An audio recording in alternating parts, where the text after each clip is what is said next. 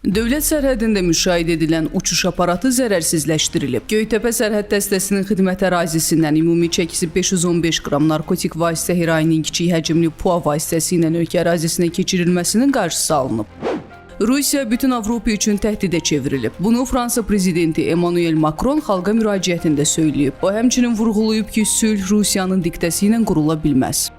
Azərbaycan Respublikasının prezidenti İlham Əliyevin Türkiyə Respublikasına işgüzar səfəri başa çatıb. Kreml Fransa prezidenti Emmanuel Macronu xalqa müraciətinin qarşı durma kimi qiymətləndirir. Bu, Fransanın müharibənin davam etməsini istədiyi təəssüratını yaradır. Bu barədə Rusiya prezidentinin mətbuat katibi Dmitri Peskov bildirib. Azərbaycan ABŞ-yə yumurta ixracına başlayır. ABŞ-də quş qripinin yayılması ilə əlaqədar yumurta qıtlığı və qiymətlərin bahalaşması müşahidə olunur. NATO mövcudluğunu dayandıra və Rusiya Avropada müharibəyə başlaya bilər. Bunu Ukraynanın Böyük Britaniyadakı səfiri Valeri Zaluzhny deyib. İsrail ordusu Qəzza zolağının 2500 sakininin hər gün digər ölkələrə, onları qəbul etməyə hazır olan dövlətlərə çıxışını təmin edən planın hazırlanmasını tamamlayıb.